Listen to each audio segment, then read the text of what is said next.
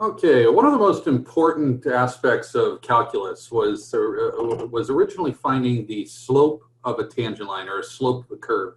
And the whole purpose for finding the slope of the curve, remember, was simply so that you could understand the rate at which that curve was changing. If you could understand the rate at which it was changing, then you could model any sort of real world scenario with a function and calculate the rate that that's changing, whether it be profit or population or gas prices or whatever it might be. And so we're going to revisit just the general idea of a derivative or of a tangent line. We're going to use this diagram right here to help ourselves along. So the first thing we want to recognize is that this blue curve is your curve y equals f of x, right? And we've picked just 2 points on that curve. And what our goal is to find the slope at that particular point. But you might remember that we can't really find the slope at a certain point unless because we need 2 points in order to find the slope. And the reason, remember, is that slope is equal to the change in the y values over the change in the x values. Or in other words, sometimes we refer to that as delta y divided by delta x. So in order to find this, we needed to have a second point. So that's why we ended up just choosing some second point way over here on the curve, okay?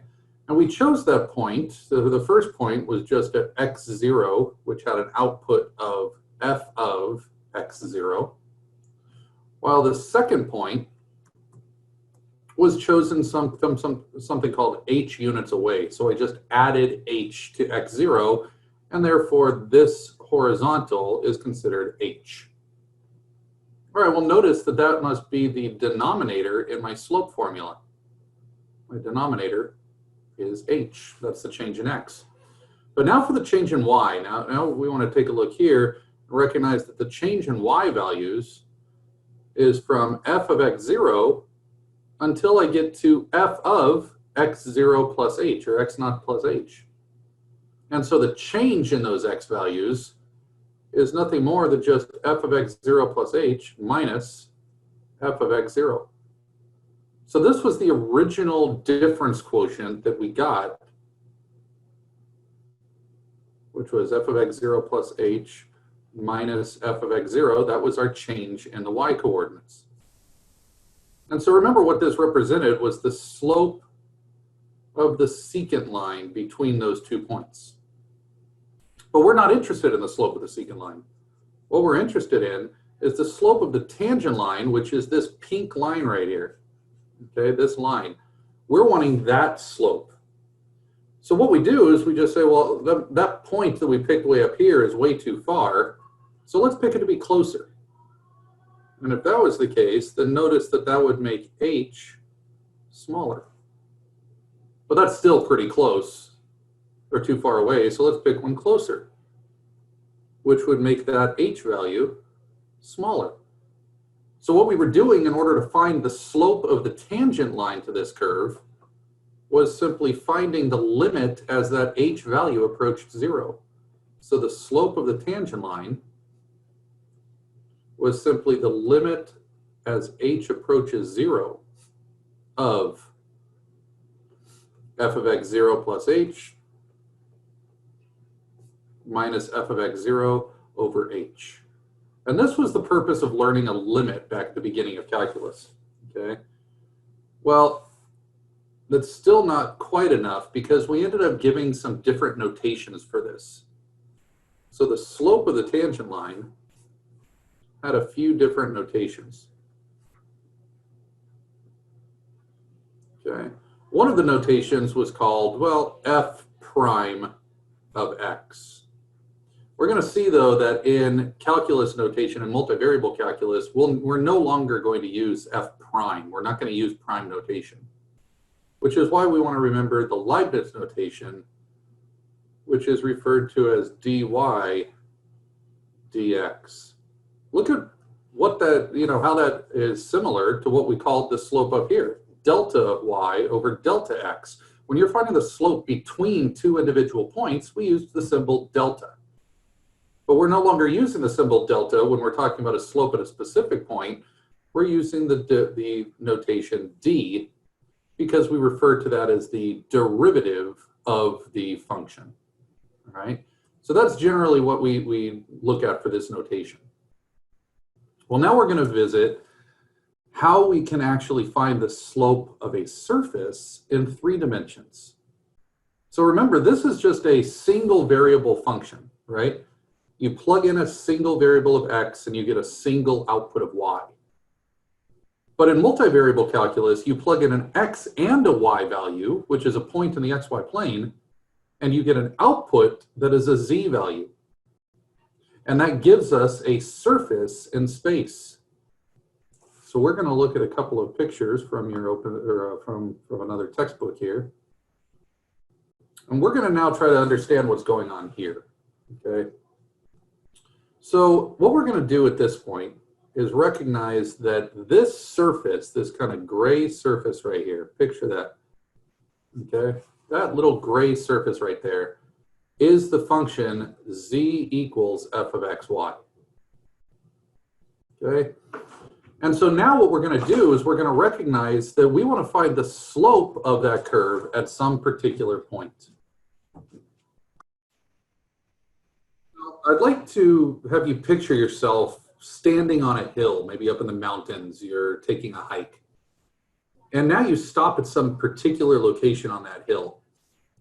Depending on the direction that you choose to turn, the slope of the hill is going to be different in every single direction. You could stand at a particular location where the slope in front of you is flat, but you turn to your left and all of a sudden it's got a really steep slope going downhill. So the direction that we are moving in matters in 3 dimensions. So what we're going to do first is we're going to look at this particular location right down here at y0. Y0 is going to, first of all, be considered a constant location. So we're just going to say, let's look at the one constant location where y0 is, I don't know, let's say 3. So if we set y0 at 3, then this plane right here at y equals 3 is going to intersect the surface. And when it intersects that surface, you're going to notice that blue curve, okay? That blue curve right here is going to be the function that's formed in that plane. So now I'd like you to think of this simply 2-dimensionally, very similar to what we saw up here. Now we essentially have a 2-dimensional plane where y0 is a particular constant. And now that we have this curve, we're going to be able to find what the slope of that curve is, which is the pink line right here. We're going to be able to find the slope of that curve at that particular point, in the exact same way that we did this in single variables. The only difference is that now we're going to be setting that y0 equal to a fixed constant. We're not going to name it a fixed constant, we're just going to keep it y, but we're going to recognize that it is a constant, and by doing so, notice that the output that we get at the point x0, y0 at any particular location is this particular function value, which is at x and the constant value of y0. So we actually have a name for this now, because there is going to be in the second picture over here, as you can see, this second picture is going to be holding x constant rather. So now look at the difference. Now what if we were to hold x constant? Now when you hold x constant, you're going to have this plane right here. And it's the same exact surface. It's just going to be looking from this direction right here. So it's still going to be the same surface, it's just that in this direction it's going to appear that the slope is different. Which you should see, the slope in this direction is a particular value, but the slope in this direction is a different value, okay? And so when we hold x constant, we're finding another derivative in a different direction. So in both of these scenarios, we're finding the derivative of f of xy, or z, in a direction as y or x changes. So in this particular location here, when we hold y constant, we're finding the derivative of z as x changes. In this case right here, on the right side, we're finding the derivative of z as our y values change. And so you could see that at different points along this curve back on the left, the slope is going to be a little different. As x changed to somewhere down here, the slope will be different again. But over on the left side, or the right side, same idea. As y changes, maybe I'm at this point, the slope is not quite the same. When I look to here, the slope is going to be different as well. And so this is going to be denoted as the derivative of f as y changes. While this one over here, this slope, will be referred to as the derivative of f as x changes. And notice the difference in notation. In single variable calculus, we used the d. Now to denote this as different because it's a multivariable function, we use this symbol right here referred to as del. So we would say del f del y or del f del x. Now there are a couple other or notations here, but this is simply telling me the rate of change of the surface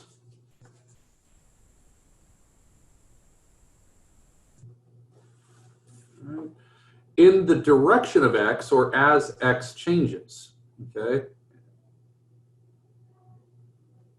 I'm just going to say, just so that we can understand what's going on, is that we're really just looking at one plane and looking at the curve associated with that plane.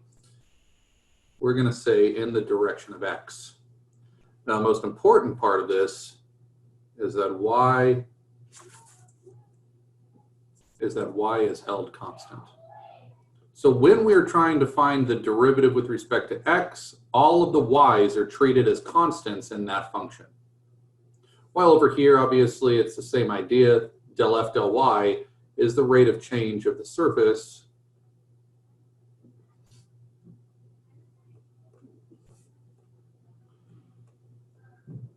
in the direction of y.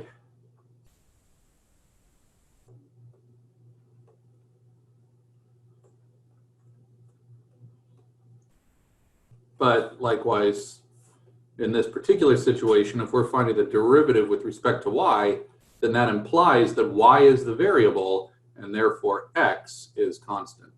Now, when you get used to finding derivatives in this way, it's going to be it'll turn out to be relatively simple after a while, but all we're doing here is just checking out and making sure that we're differentiating with respect to one variable, even though there are multiple variables in our function. Now, I just want to mention before moving forward, a few other notations here. Since z is really what's defined as the function f of xy, we could also refer to this, and we often do, as del z del x. Either way, this is telling me to find the derivative of the surface z in the direction of x, or as x changes. There are some other notations. We could also refer to it as the function f, but we don't use prime notation in multivariable calculus. We use subscripts to just denote that I'm finding the derivative of f with respect to x. While over on the other one, this would be del z del y, or I could denote this as fy. Now there's some other, obviously, notations as well. We could write it as z sub x or z sub y, because z and f mean the same thing. Okay. Or sometimes you want to find the derivative at a particular location. And so sometimes you're saying, let's find the slope at the point x0, y0. Well, we could also denote that as the derivative of z with respect to x evaluated at the point x0, y0. Okay, so you're actually demonstrating that you're finding a particular slope at a particular point. Okay, we don't any longer say something like f prime of 2. If we are given an input, now the input is a point, so we don't write that, we actually write it in the form, let's find the derivative of z in the direction of y evaluated at the point x0, y0. I would like to take about 5 minutes to watch this video that really is a good demonstration graphically and kind of an animation that shows what's happening with partial derivatives. So remember, partial derivatives are just holding a particular x or y value constant and only finding the slope in that direction. So let's take a few minutes to watch this video.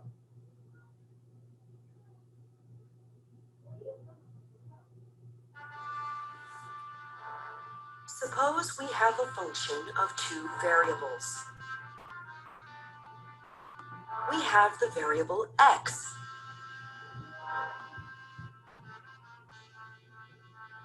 We have the variable y. And we have z, which is a function of both x and y.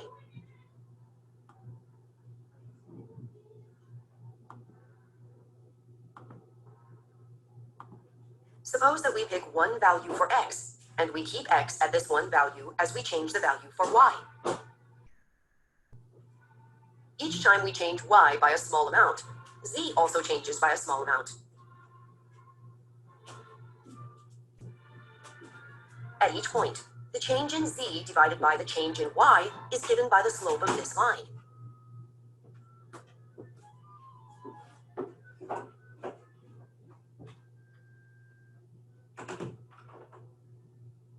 Red indicates a negative slope.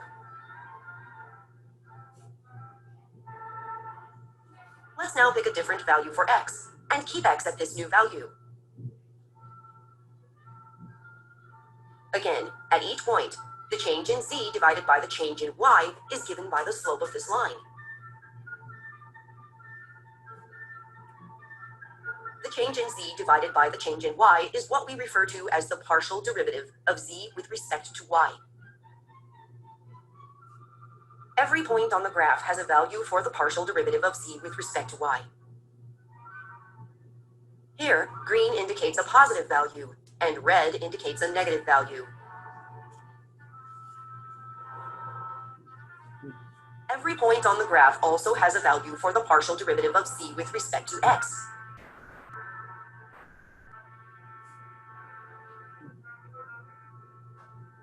In this case, the value for y is held constant, while the value for x changes.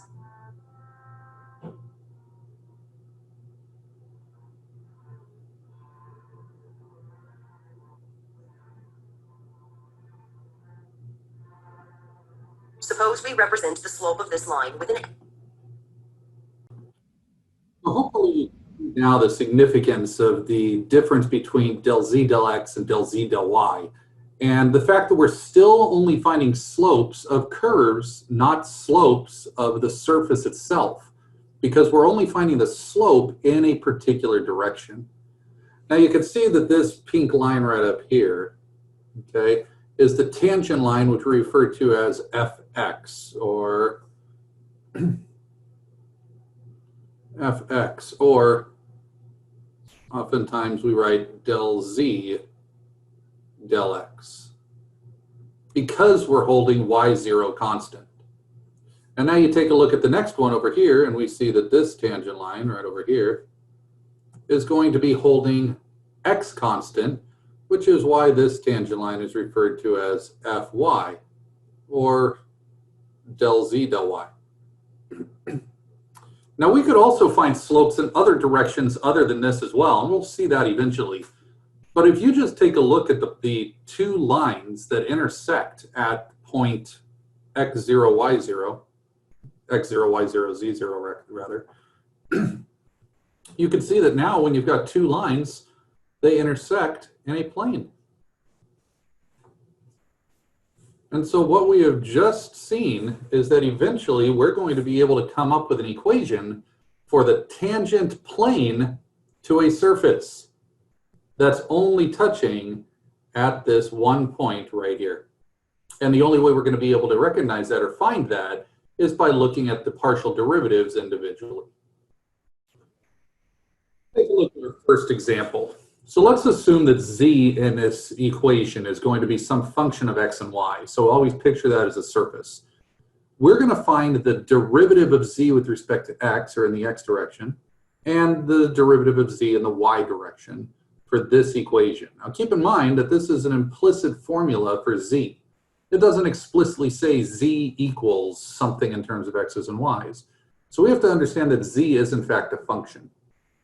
So over on the left one here, we're going to recognize that both of the y's are going to be treated as constants.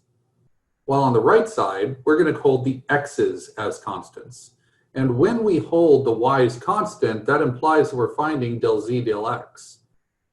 And by holding x constant, that should imply we're finding del z del y. All right, so our first step here is to simply take the derivative of both sides with respect to x. Now notice, I don't write del z del x. This right here is an operator. It tells us what we're about to do. We're taking the derivative with respect to x. So we're going to take the derivative of the left side with respect to x and the derivative of the right side with respect to x. Now, the important thing to recognize when you're saying that y is constant is that you're not going to physically fill in some constant number for y, but you can pretend that it is. You could think of it temporarily as something like 3z minus ln z equals x plus 3, right? You're just holding a y value at some constant, and now you should recognize that you only have two variables. You have a variable z, which is the function, and you have some variable x. And so at this point, every time you see a y, you're treating it as a constant. So let's start by differentiating this function. Now, if I was to take the derivative of 3z, the derivative would simply be 3 times the derivative of z with respect to x. So let's start with that and realize that the derivative of yz is simply y times the derivative of z with respect to x. Now let's move on to the second term, the derivative of ln of z. Well, the derivative of the natural log of z is 1 over z. But again, z is a function of x and y, so we're still going to multiply it by the chain rule here by the derivative of z with respect to x. Always with respect to x, because that's what we're taking the derivative with respect to in this problem, okay? And so now we're going to take the derivative of this. I wrote this incorrectly over on the right side. This should be the derivative with respect to x of x plus y. Well, notice that now the derivative that we're taking with respect to is the same. So the derivative of x with respect to x is nothing more than just 1. So the derivative of x with respect to x is 1. And now when I go over here, the derivative of y with respect to x, now remember, y is a constant. The derivative of a constant is always 0. And so notice that we have now finished taking the derivative. We're not done until we get del z del x by itself and simplify. So the way that we could do that is just factoring out the del z del x. And what we're left with is y minus 1 over z equals 1. And so now in order to find del z del x, we just simply divide, and therefore del z del x is equal to 1 divided by y minus 1 over z. Now, it's not typically good form algebraically to keep things in compound fractions with fractions inside of fractions. So remember, the easiest way to take care of that is just to multiply numerator and denominator by z. So I've said that it's always important to simplify. So now we know that del z del x is equal to z over yz minus 1. So what does that mean? It means that if I want to find the slope of z in the direction of x at any x value, I just need to know the z value and the y value, plug them into the appropriate spots, and that would tell me the slope in that direction. So it's a good idea to pause the video periodically to try to do this one on your own. So on this side over here, if x is constant, we're going to now try to take del y of both sides.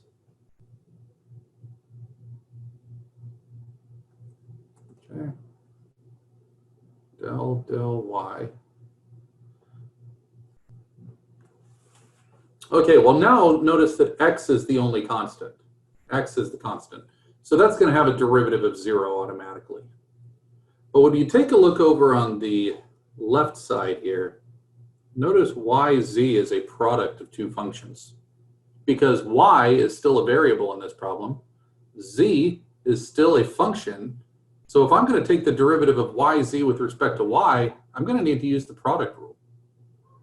So that's going to give me the first, which is y, times the derivative of z, which is del z del y, plus the second function, which is z, times the derivative of the first function. But notice the derivative of y with respect to y is nothing more than just 1. So when we take the partial derivative, that's what we get for the product rule. Now over here, same idea, the derivative of ln z is just 1 over z, but because z is a function, we have to apply the chain rule by multiplying by an extra del z del y. All right, now finally on the right side, we end up getting the derivative of x, where the variable is y, is just 0. And the derivative of y with respect to y is 1. So we're taking derivatives just like we did before in Calculus 1. The only difference now is that we have to hold certain variables constant, so we're turning it into a two-variable function. So same idea, we want to get the del z del y's together, so we should recognize that here's a del z del y term, and here's a del z del y term, but this one here is not. So that's going to need to move to the other side. So let's do all of that. Okay, so we want to factor out the del z del y from these two terms. And when we do so, this gives me del z del y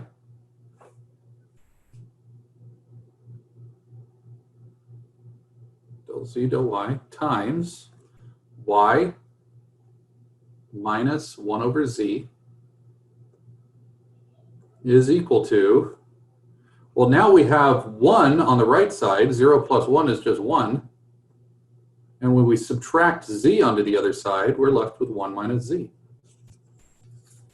So now when we solve, we're going to get the del z del y by dividing by that parentheses. We get the del z del y is equal to 1 minus z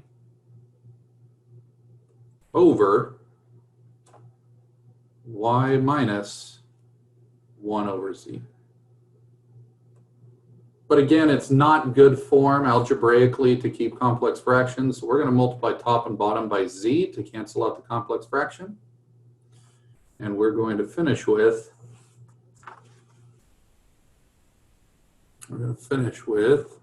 z times 1 minus z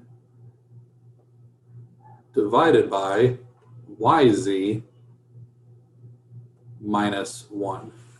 Now the interesting thing about this one is that there are no x's in either one of these derivatives, right? The derivative, so It doesn't always happen this way, but it just so happened that because there was only one single x term, it ended up either going to 1 or 0 when you took the derivative. So that's why there's no x's in either of these derivatives. But that's not always typical. A lot of times there's going to be.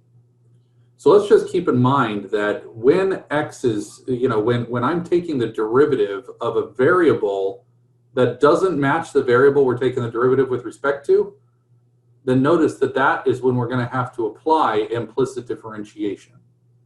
Okay. Secondly, when you are taking the derivative of x with respect to y, the answer is automatically 0. And the derivative of y with respect to x is also 0 when y is held constant.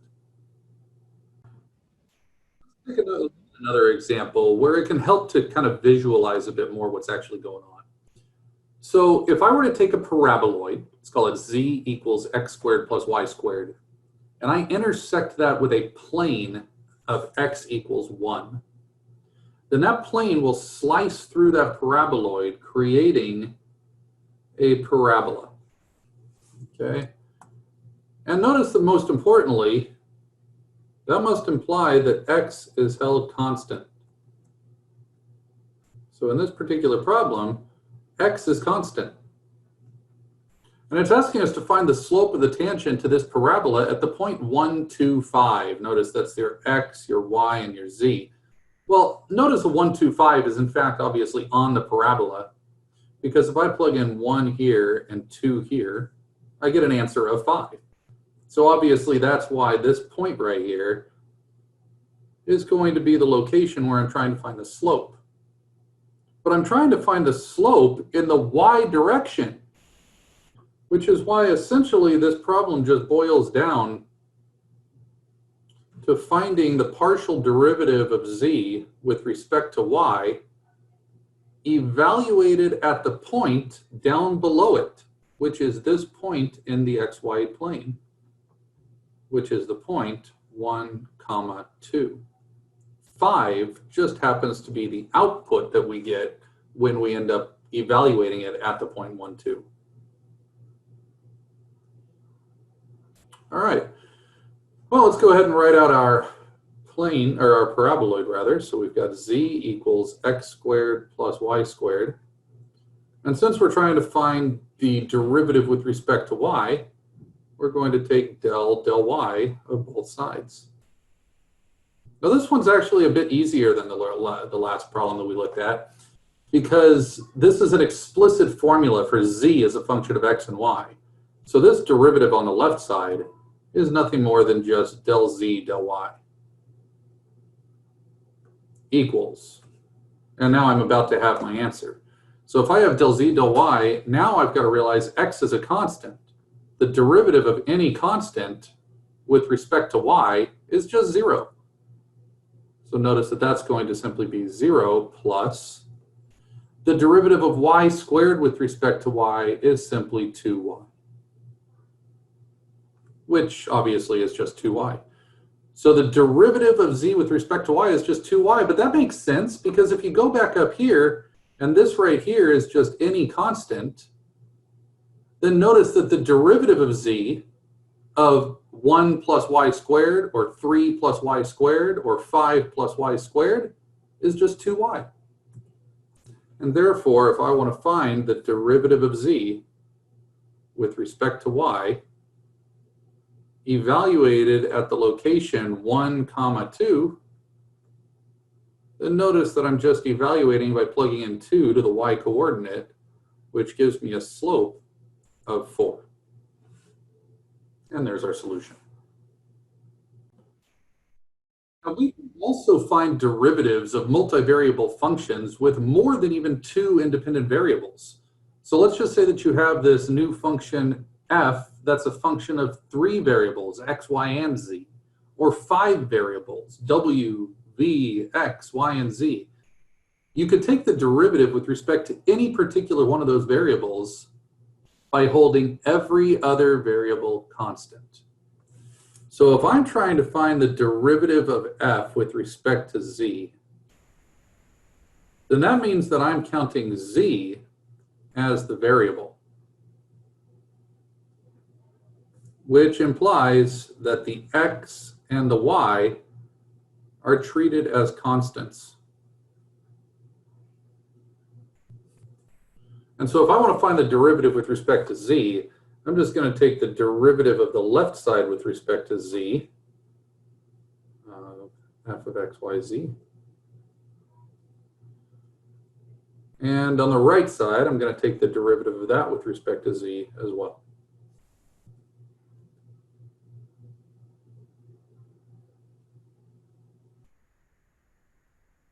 Now at first, I know that this is a little peculiar because you see a letter in calculus if you think of a variable, but you got to think about that x is a constant. Pretend this was a 5. Notice what you're able to do if that was a 5. You could simply pull that out. So we could just say the first step here, we could say that the derivative of f with respect to z, which is the left side, is equal to x times the derivative with respect to z of what remains. So maybe that makes it a little bit easier. So I don't have to apply the product rule here because x is a coefficient. So now I can see that this x is just going to follow us along. And now I'm going to take the derivative of sine of y plus 3z. Now notice that this is going to be indicated as a function inside of another function. So we're going to have to apply the chain rule here. So we start off by taking the derivative of sine of u, which is cosine of u. So I just keep y plus 3z. But now I still need to multiply that by the derivative of y plus 3z. So now keep in mind that y plus 3z is y is still a constant, so the derivative of y is just going to be 0. And the derivative of 3z with respect to z is simply 3. So now we've got my derivative of f with respect to z, which was what we were after. We just have to simplify this a little bit to get me 3x times cosine of y plus 3z. And therefore, we should now see that this is the derivative of the original function. And so this new function, this new derivative, will help me to find the slope of that function f, where I hold x and y constant, and I take it with respect to z. Now, just as you were able to take derivatives of derivatives in Calculus 1, we're also able to do the same thing here in Calculus 2. Or in Calculus 3 and multivariable. So notice that, let's just start off by looking at the derivative of f with respect to x. The partial derivative of f with respect to x. Now let's say that I wanted to take the derivative of that function again with respect to x. Well, the notation that we use in this particular notation is that we are taking the second derivative of f with respect to x. You could think about those superscripts as exponents in a way, because it looks like I'm squaring the delta symbol or the del symbol, and I'm squaring the dx's here. Okay, but that's just the notation that we're going to use for the derivative with respect to x. Okay, but let's look at that in a second way here. Okay, and let's say that I had the derivative of f with respect to y, and I wanted to now take the derivative of that with respect to y a second time. Well, that just again is going to give me the notation of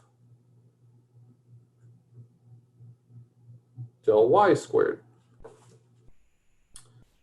But notice that since f has multiple variables, it has x's and y's, then what if I again were to start with del f del x, and instead of now, which is a function of x and y, instead of taking the derivative with x a second time, let's just say that I had the derivative of f with respect to x, and I took the derivative of that function with respect to y now.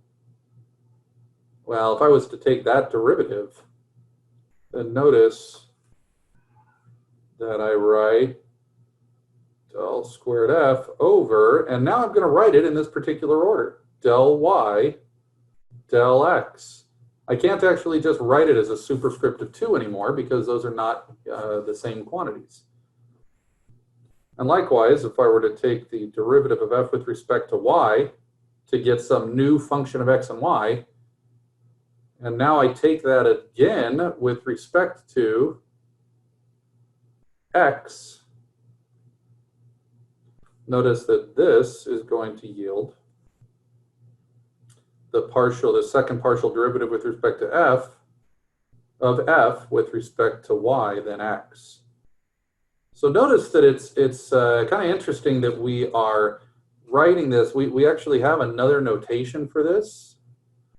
We could say this is the derivative of f with respect to x, and then with respect to x again. So we really are just using two subscripts here to denote that second partial derivative. Okay. If we go over here, this one could also be written as f with a subscript of y, which takes care of this piece. And now I differentiate with respect to y again. Well, now if I go over here, you got to be kind of careful, because even though this notation in the denominator has y then x, that's not actually the way you're writing it with subscripts, because we took the derivative first with respect to x, then with respect to y. While over here, we took the derivative with respect to y first, which is in blue, then with respect to x. And we could also take higher order derivatives, okay? And so there's a theorem as well that it actually indicates that if we have f as a function of x and y, and each of its individual partial derivatives, we've already found its partial derivatives, then we can show that the order does not matter. So note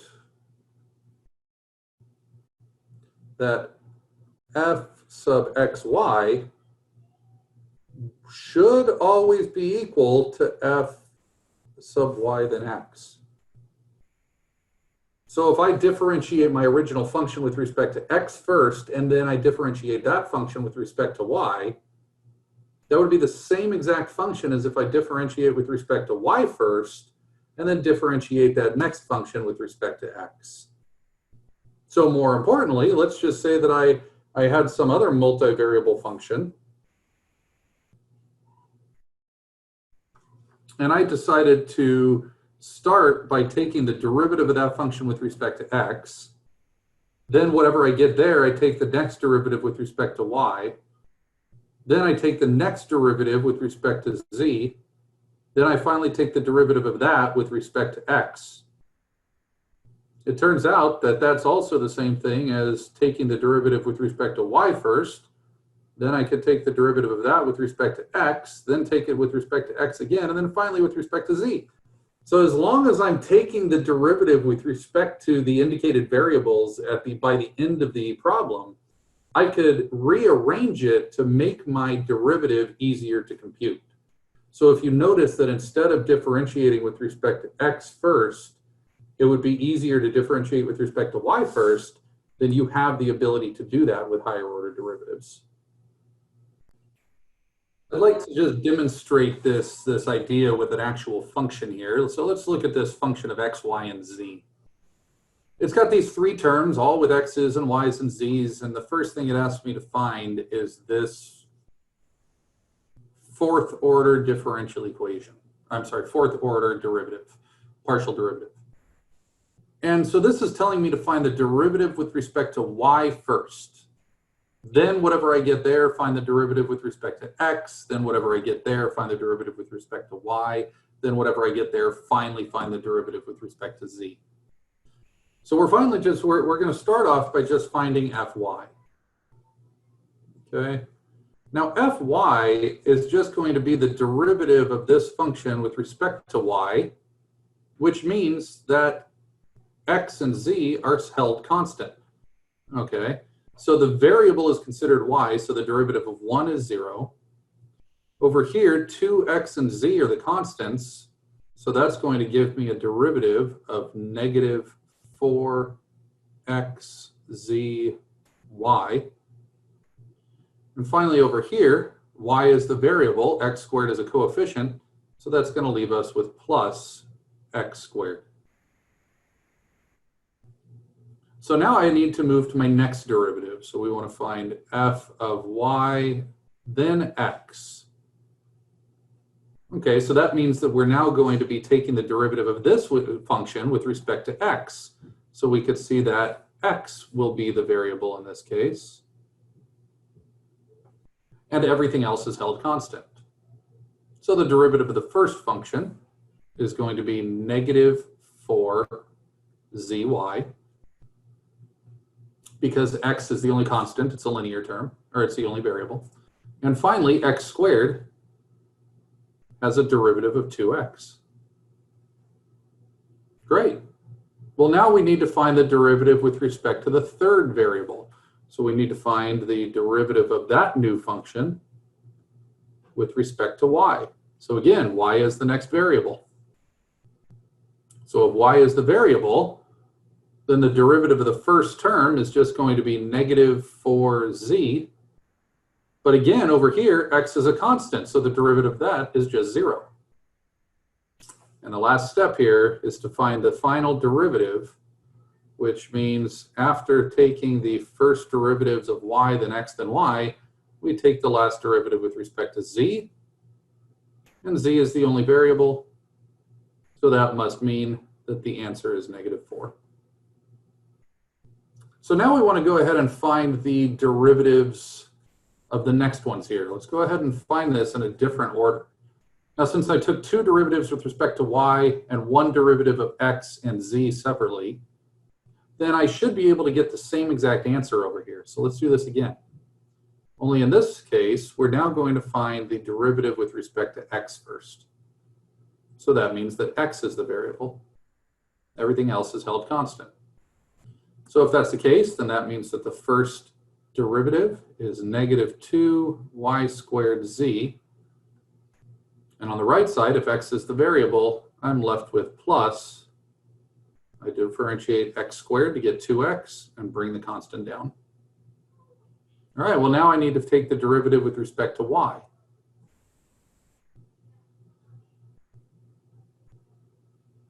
So now again, we're going to see that y is the variable here and y is the variable here. So everything else is a constant. So this is what's going to give me negative 4y for the derivative of the y component, and the z follows along because it's a constant. And finally, the derivative of 2xy with respect to y is 2x. All right, next step, we now need to take the derivative of what remains with respect to z at this point. All right, so now we recognize that z is the variable. Well, it gives me a derivative of the first term of just negative 4y. And the derivative of my constant is again 0. So just like this over here was just plus 0 because that disappeared, this over here is now going to be plus 0 because that term disappears. And now even though these two functions here are different, when I finally take the derivative of the appropriate variable, look at how I get the exact same answer of negative 4 when I differentiate with respect to y. And there's your answer. Let's do this last one. Let's take a look at f of z, x, y, y. And I just want to demonstrate that this is showing us that it's up to you to determine what would be the easiest variable to differentiate with respect to first. All right? So let's go ahead and now start by differentiating with respect to z. Notice that only one term has z. Everything else is constant. So that's going to cancel out this term, and it'll cancel out this term. So if I know that I need to get to the same end result anyway, why don't we just differentiate with respect to z to just get negative 2xy squared?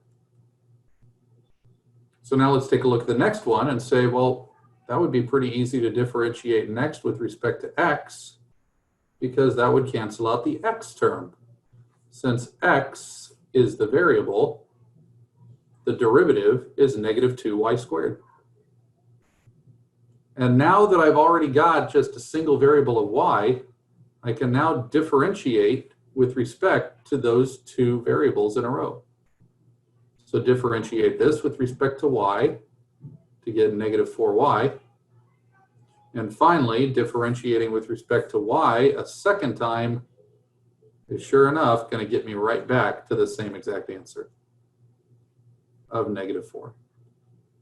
So the order of differentiation in higher order derivatives does not matter. So the last thing I just want to mention about multivariable functions here is the idea of differentiability. So I just want to remind you that when we were talking about single variable functions, we said that a function is differentiable at a certain point if its derivative is continuous there. So if we have continuous derivatives, then we said that it was differentiable. Well, now we're saying that if you're given a certain point in the xy plane, let's just call it x0, y0, then we can also denote that a function is differentiable there if its first partial derivatives are continuous there. So in other words, we could say that a function is differentiable if it's differentiable everywhere in its domain. And you can see that just by the individual terms that are in that function. So if we have a differentiable function, we call f a smooth surface. So hopefully you recognize what the idea is with partial derivatives, and we're going to continue that in the next lesson.